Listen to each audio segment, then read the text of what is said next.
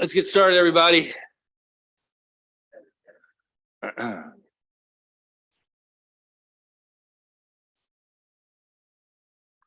we ready on this one? House passed the unanimous in that form. Okay. There's an amendment on 354. It's just pushing the date back. Control requested that in the House. Turn the second on last. All right, let's go.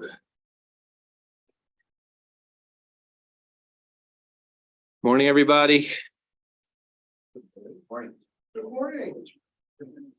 112. 112, you discussed this in the last few days. This is the bill relating to prompt payment for state grants. It sets up a process by which late submitted grants from the grant entities can be subject to accruing interest. I don't know if there were any additional follow-ups. I think we. Any other questions on this? Is there a motion? Move favorable. Second. All's in favor? Aye. Opposed?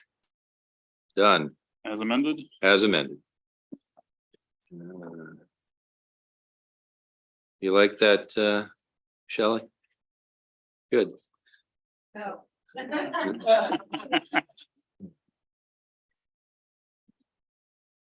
354. Senate Bill 354 would add a checkoff on the tax return form for the Maryland Veterans Trust Fund.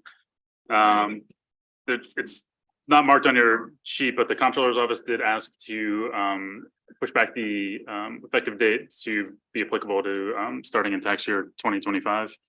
The House adopted that change. How many checkoffs do we have? This would be 5, I think. 1, 2, 3, there's 4 currently. Chesapeake Bay, Maryland Cancer Fund, Developmental Disabilities, and Fair Campaign Finance. This would be number 5. This would be number 5. Okay, I heard a motion. All those in favor? Aye. Opposed?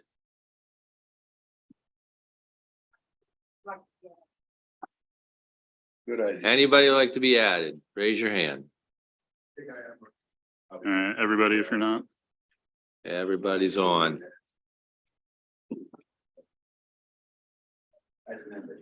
As amended.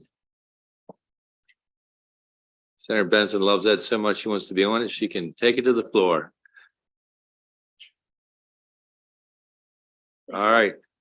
454. Senate Bill 454, this is a bill from the Pension Subcommittee. It's dealing with fixing a disparity for retirees in the state police retirement system, law enforcement officers pension system, and judges retirement system for surviving spouse benefits for same-sex couples. Prior to same-sex marriage being legal in Maryland, those same benefits were not available for same-sex couples. The way those plans work is they have a default survivor benefit for a spouse at the time of retirement. And the significance of that is that the base retirement when the member retires is not reduced. So for instance, in the employee system, if you want to do an option to provide a survivor benefit, there's an actuarial adjustment where your benefit gets reduced. For these 3 plans, you have that default option where there's an automatic spousal benefit. For those individuals, if they wanted to provide a benefit to their partner, they had to take one of those options, thereby reducing their allowance. So this bill provides a window for those affected individuals to come back to the system to redress that inequity, put them in the same position as their colleagues. So it would restore the benefit and also provide retroactive lump sum for the difference in the benefit that was reduced. It's a little complicated. It sounds more complicated than I think it is. Yes, the simple description is that it is ensuring that all retirees, those systems have the same spousal benefits available.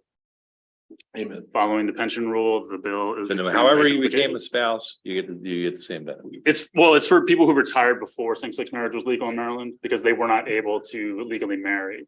So it's only for individuals who retired previously It to. pulls them in. Pulls them in, right? Pulls them in. Yeah, yeah. Okay, got it. Senator Alford.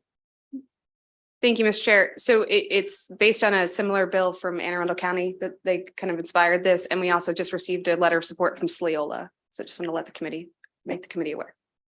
Also is coming to your way from the House unanimous. Unanimous from the House. Okay. Is there a motion? Favorable. All those in favor? Aye. Opposed? Solid. Okay. Senator Alford's got that one. 661. 661, this is a bill dealing with the issue for the uninsurance payments that were delayed due to the processing. So there was a tax exemption in I think 2020 and 2021. But there are some individuals who have, because of the delay in processing, are receiving those payments in 2022, and so they're being subject to the tax. So the bill sets up a grant for those individuals, and then also adds a subtraction modification so that there's no Maryland state income tax on those grant payments that are given to those individuals. There are amendments. You should have a reprint before you. The amendments are technical, just adding the specificity to the applicable tax years, adding some additional information that Department of Labor is required to provide to the comptroller so they can process this more efficiently, and then adding the subtraction modification for the grants that are given out. Okay, is there a motion? Second. As amended. All's in favor? Aye. Opposed? Unanimous. Senator Zucker.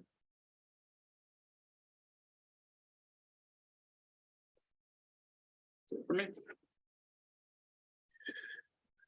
595.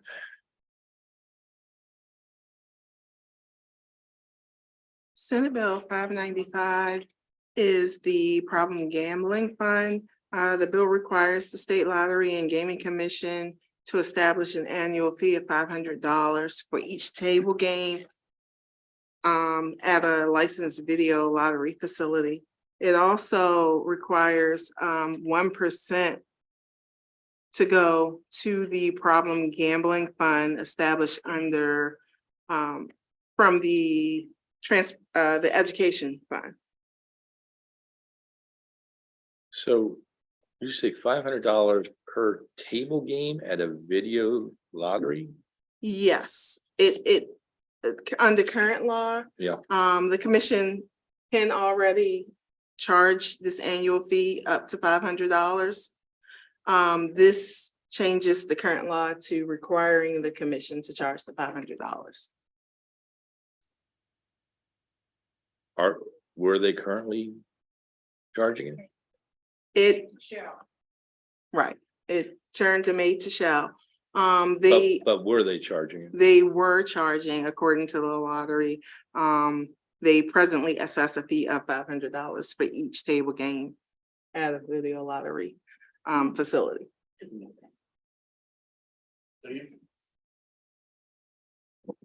So even though it said up to 500 before, they were charging the 500 across the board. Right. already. According This to would the just make the commission. 500 permanent then and Yes, mandatory. Well, surprised casinos didn't weigh in on this. I was gonna say, we didn't get There's anything no from testimony. casinos. They must understand that price of doing business. Oh, Okay, is there a motion? Oh, sorry. Go ahead. I think this is a great idea. But I am really. I can't support taking it out of the Education Trust Fund. Okay. I think if we start nitpicking and taking money out of that fund, when we're gonna need all the money we can get for the blueprint. I just think if we could find another way to fund it, I'm in full support, but I can't support it out of the Education Trust Fund. So just to be clear and understand what's going on currently. that money theoretically is coming out of the education trust fund. Yes. It The is. 1%. The current. But the I current. didn't realize it was. Currently, the That's not- $500, Currently, the $500, the commission is collecting that currently. right? Where's the money going? But would it have gone to the education trust fund? Yes, Okay, 1% is new, I think, right? the 1% It's is new. totally new. Right. Yes. And that would come out of the trust fund. okay. Senator, I just wanted to say that I hold the same position as Senator King in reference in that respects. okay. Anybody else? Senator Zucker? Thank you very much. I remember sports betting bill on the Senate floor going around and around on this. Deneen, do you happen to know how much? I remember at the time there was a certain amount already in the problem gaming fund that hadn't been dispersed. What's currently in there that's not being utilized? Because I remember at the time it was like $1.5 million that, because I was debating it on the Senate floor where people were asking me where they were asking the committee to increase it. And we had money already in the problem gaming fund that wasn't being utilized. So I didn't know if, I didn't mean to put you on the spot. I should have done my own work. I apologize, but.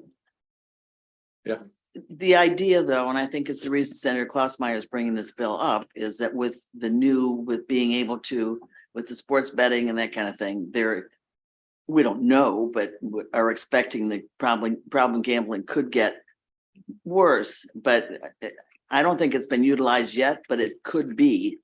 I mean, I think it's a great idea. I just don't like the idea of taking it out of the education trust fund. Okay.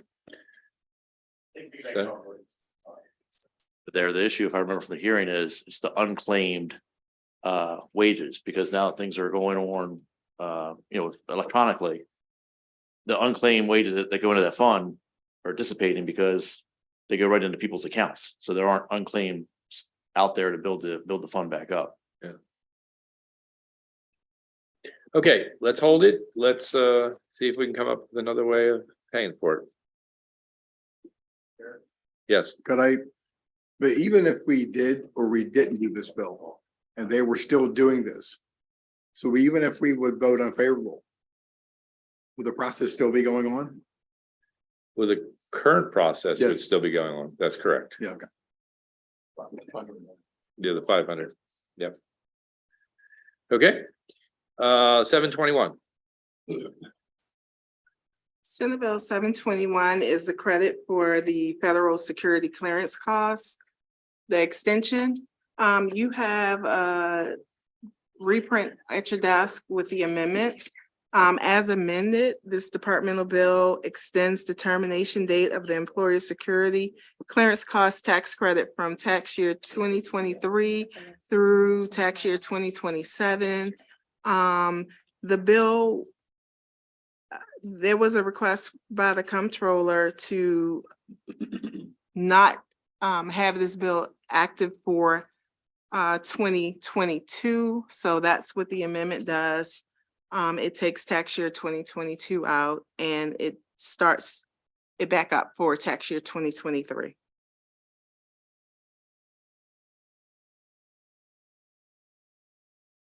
Thoughts?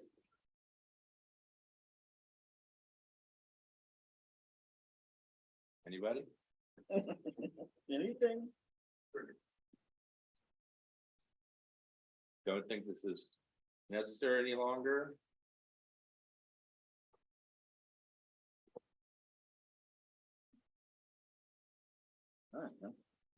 See somebody's finger on their mic. Yeah, please ask a question. When did it start? When did we start doing this? This started 2012. We have a question. We're on, Bill. We're asking questions. Tax year. We're asking questions. Right? I mean, I guess aren't a lot of tax credits like this are, well, I was going to say sort of temporary to kind of kickstart something to encourage people to do X, Y, or Z. And if it's been around for over 10 years, I'm not saying one way or the other. I'm just asking. Tax year 2012 is when When it started. it started. Okay.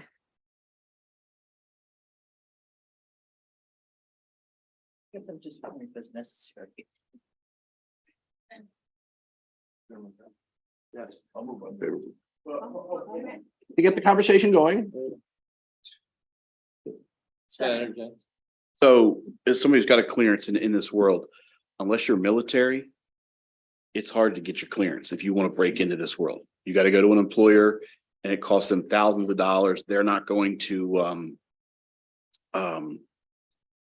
trying to think of the term they use when they put you through the process. Most people go become a security guard at the 3-letter agency so that they'll put you through it. You get paid minimum wage to be a security guard, but you get your clearance and then you can go apply for your higher level jobs. If there's any way to, I mean, that's the major barrier to getting into the cleared world, working in the IT world on this stuff, is the cost to get your clearance. And again, none of the small companies will do it. The bigs, Lockheed Martin, Boeing, yes, they will sponsor you. But when you have these small little companies that maybe have 50 to 100 employees, they can't afford putting people through a clearance. And it's a barrier. So I'm not usually a fan of these, but I understand this one and why we're doing it.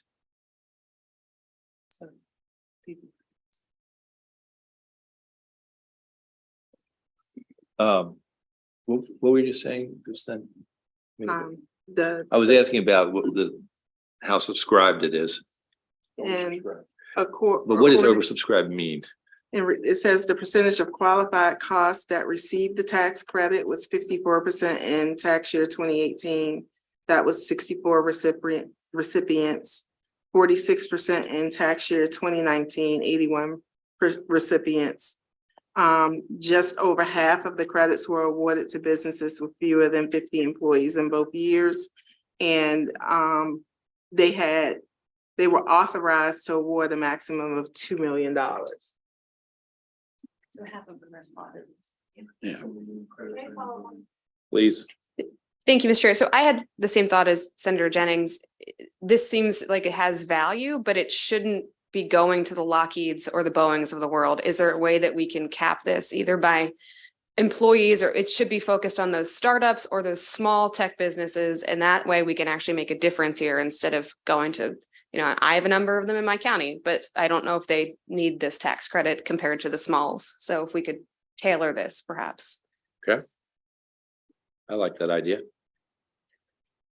50 employees. Yeah, I would go. Senator Roosevelt. I'm just doing the math here. There were only 64 recipients in 2018 and only 80 something, 80, 81. 81 in 2019. And it's $2 million divided by 81. It's a lot. That's $24,000 per credit. It's a lot. I mean, I mean, I never focused on this before. That's it. I mean, I know Senator Jennings' point about expensive, but I didn't know how expensive, but seems like a very small number of people, a very large amount of money for a very small number of people. All right, let's hold it. Let's do a little more research on a size limitation and your math is just, the math seems straightforward, but I'm curious about this. And if we can get some cost data on if they're getting $24,000. You can go to College Park for a year. Yeah, but that's not, they're probably bringing in one leads. You think that covers more than, you think that's companies, not employees? Senator Jackson. I'll say this, that figure is not far off, not too far off. It costs a lot of money per person. Yeah, it costs a lot of money to get that done. So, you know, and in some arenas, it depends. If you're with a county agency and you belong to a certain unit, then they push people through. And it's not an easy cost to get. And as Senator Jennings knows, and some other folks know, but you know, it's a return on investment. We just need to figure that out. And do we cap it? That's a concern. I mean, we need folks in that arena. We probably should cap it. Okay. Senator Solomon? I mean, at the port, it costs $125.25 per person for clearance to get a Twit card. So you talk about each person that goes through the port, that wants to work at the port, they have to go through clearance to get that. That's their security to Twit card. And so I don't know, I know it's different at other places, but they're trying to get people through clearance and just in that. So I'm just thinking that I'm sure it measures differently in other areas. I know it's different, but Yeah. that's just for example. Senator Corbin? So is recipients the individuals or is it the companies? Recipients would be the companies. Okay, so like the math, and what you're saying it's 81, it's 81 companies. So I think the Senator Jennings point, how many people were Oh, there that's a within good each question. company? Right, So I don't think it's 24,000 per person. Yeah. Yeah. right. Yeah, we need to get there. We need to figure out the exact math on that. Okay, 722.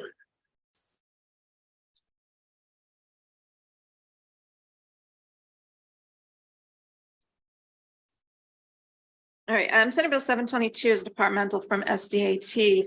Current law actually has for both the director of the department as well as each county assessor a maximum age of 70 years old. So in theory, if they were following that, they would be forced retirement at the age of 70. So this bill repeals that age limit for both the state director and for each county supervisor. Favorable. All those in favor? Opposed? Senator King.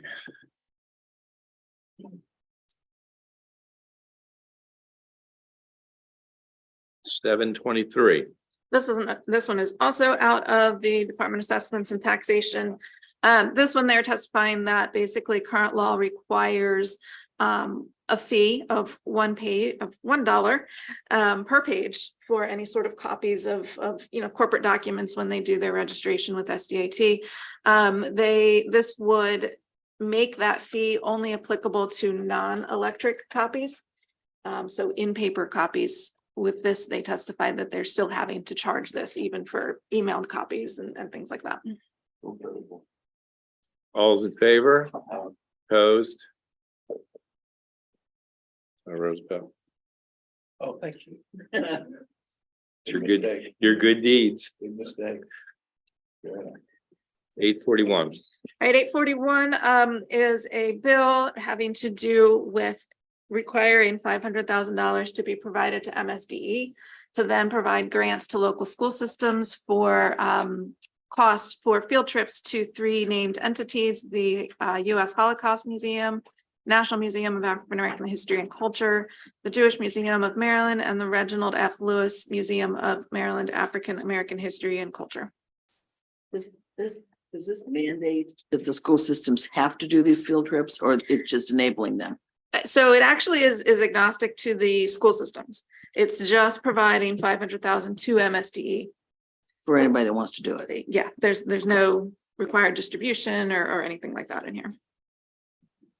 Is there a motion? Move favorable. Senator, Just want to ask a question. please. Who sets the criteria for the distribution of the funds? So the bill is silent as to all details having to do with that. So MSDE in theory would be the administering. So they don't have a process that's in place for They local would- school systems to apply? They would have to create one under this for They'd this. have to create one. Yeah, because this would be a new pot of money. Okay, this, we're talking about a lot of money here. If you open it to all of the counties and Baltimore City, this is a lot of money.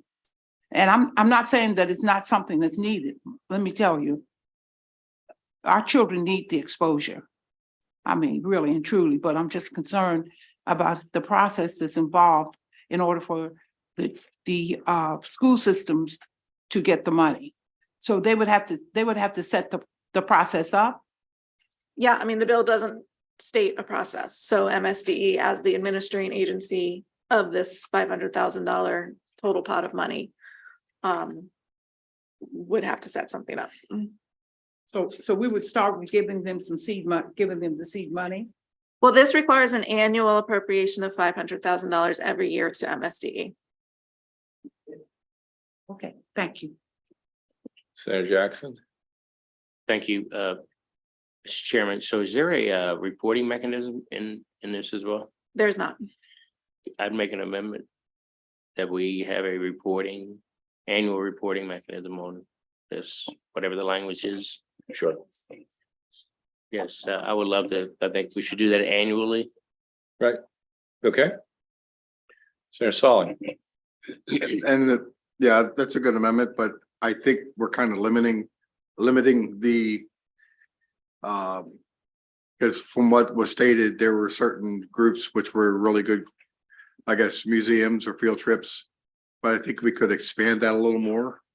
I talked to the sponsor and we do have places like the Native American Museum and things like that that are out there, that if we could expand that also, knowing that it's part of the history of our country, I think it would be good also. So I think if we could add that amendment too, that would be nice.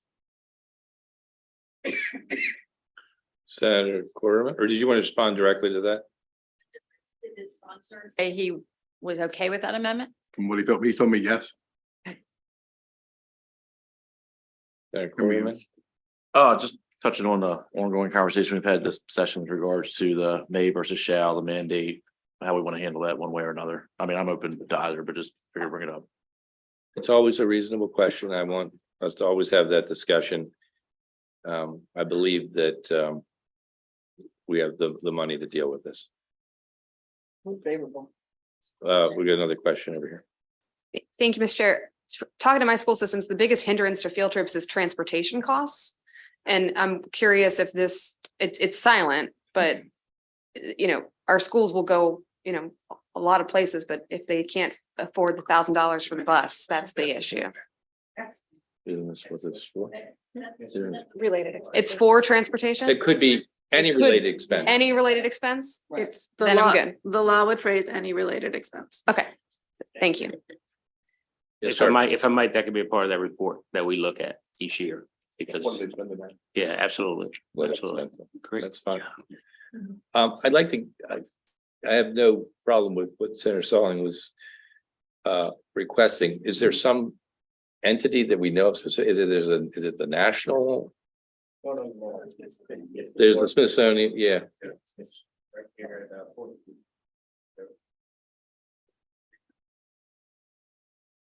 All right. So everyone like this as doubly amended now? Everybody got it? Yep. Okay. All those in favor, wait. Just clarification. So would something like, in terms of Senator Solomon's point, would something like another museum or historical site, and I'm reading this actually from MSEA's submitted testimony, another museum or historical site that is focused on the history and culture of underrepresented communities and that is approved by the State Board of Education? I'm saying suggesting that way. MSEA is suggesting that language to broaden it beyond the listed museums. Are you okay with that, Senator? Okay. Okay. All right, we got two amendments. All those in favor? Opposed? Okay. Yes. Okay, very good. Anybody who wants to be a co-sponsor, raise your hand. Sorry, I'm gonna do this negative. So that's everyone. Yes, please. Question from Senator Jackson. Question. Thank you, Mr. Chairman. And so we listed originally four sites, correct? And Yeah, four. so we listed, we were explicit in naming those four sites. Senator Sarling asked about the Native American. Native American Museum. I don't want to over amend, however, naming one more facility, which is, I mean, they're the original, to name them and then use the language that says in any other. Can we do that? I would feel, thank you. No. I said Whoa, name whoa, that, whoa. name that one, name the fifth one, because we named four prior But I to, think that was originally what Senator Stallings was asking for. When Erica read that language, I asked if he was all right with that. But I mean, we all have to be all right with it, so yeah, we're open to the discussion on it. I would actually. You would, you prefer it to be I would specific. prefer it would be specific with the 5 that have been identified and then the additional language. That's. Okay. I would prefer. So Senator is, Cord, sorry. Senator Cordman? The additional language sounds like it opens up to any museum. Right? Theoretically, So then yes. that's kind of the counter of the intent of the bill, I would And think. that's why I'm Just to asking. add one more, right? Right, but then if you add But that it could language in it, be- it says those 5 or it could be anything It may else. not choose, they may not choose an American, Right, uh, one of the Native 5. American. It's possible. And that's one of the reasons I wanted to make sure it was explicit. with I that. understand what you're saying. Senator Rosenbaum. I agree with all that, but I also agree with the more inclusive language that MSCA proposed. How about this? Yeah. Why don't we put the specific language for Native American and then also have that additional language too? is this for purposes of drafting? Is this Native American that you're talking about, like the one in DC? I would need the actual specific name of the entity. Yes. One in DC. Okay. Yes. Everybody understand what we're doing now? Senator McCray. What? I see the Reginald F. Lewis is on here, and that's great. But can you add the Great Blacks Wax Museum on here also? Okay, well, here's where it starts to get, yeah, It waters down the bill, I think.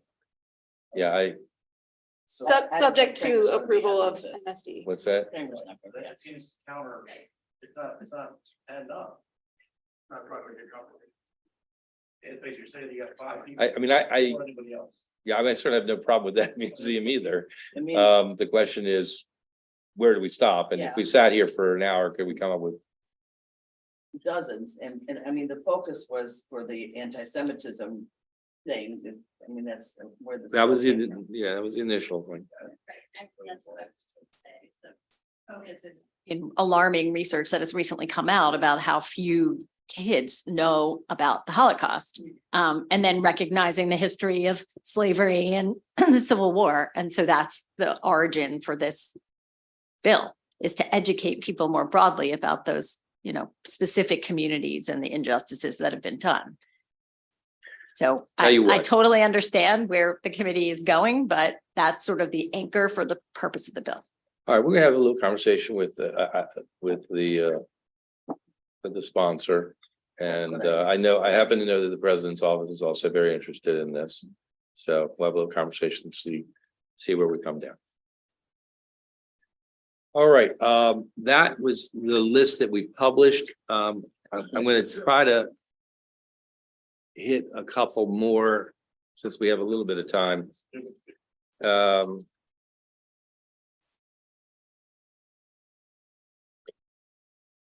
You want to talk about the trauma center, Bill? Is that yours?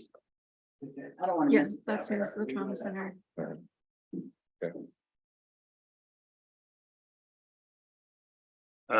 That's Senate Bill 494. You heard this yesterday. It would set up, I have 493. sorry, 493. Would establish a commission to study trauma center funding in Maryland and the adequacy of trauma center funding across the state for operating capital and workforce costs. There was an amendment proposed in testimony, and actually in looking at the bill is different from the cross file in terms of who is staffing it. The operative charges to the commission are both identical in both bills, but in the Senate bill, it has the Secretary of Health chairing the commission, and in the House version, I think it was MIMS and MHCC chairing it. And there's also a slightly different makeup. I don't know if you want me to check with the sponsor and see if there's consensus on the differences. Okay, Okay. so looks like we can't do that one. I think we do need to have a bigger discussion. I'm happy to have a further discussion right now if you want to have it. I've got a couple meetings scheduled on this, if you could wait until I have those. Sure. When we finally go to vote on it. Of course. There was also. Just the big thing is, this bill originally came in, and I understand the senator's issue with Eastern Shore, but it's all the trauma centers. Right. It's the whole, what I call hub and spoke, the hub being shock trauma Yes. in Baltimore, the spoke, all the level 2 and 3 trauma centers. Yep. And, the 800-pound elephant in the room on this thing is I support them 100% behind them, is the medevac system. It's expensive. That eats a lot of the MSoft money, and, is there a way to put that budget under the state police so the MSoft money will go? So there's a bigger discussion to go there. There is, and actually, we're probably gonna try to tackle some of this with the budget. Okay. I believe the governor budget has 5 million for the current year deficit in MSoft. But it goes out to 25, $30 million very quickly deficits. And I do have some thoughts about that. One of which, to your point about moving to the state police, but regardless of where it goes, We still got to pay the bill. you guys still gotta pay the bill. And so, but I think we'll get to that shortly, as we start getting into the budget. I think we've got some potential solutions. Okay. Thanks. But sort of a bigger question about the trauma center, because we think of the medevac as shock trauma, right? But there's trauma centers everywhere around the state, and those and the concern of the $17 million has been expressed by the senator from the Lower Eastern Shore, and their center is certainly a valid concern. Turns out that there are similar dollar amount problems at many of these centers. And so that's a whole nother thing, because that's outside of the MinSoft.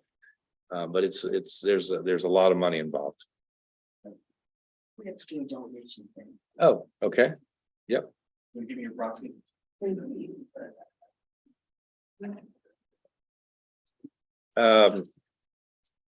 know what? Let's just hold where we are. It's a good effort this morning. A little bumpy, but we learned some things along the way, and that's all good. So we'll see you on the floor. So done.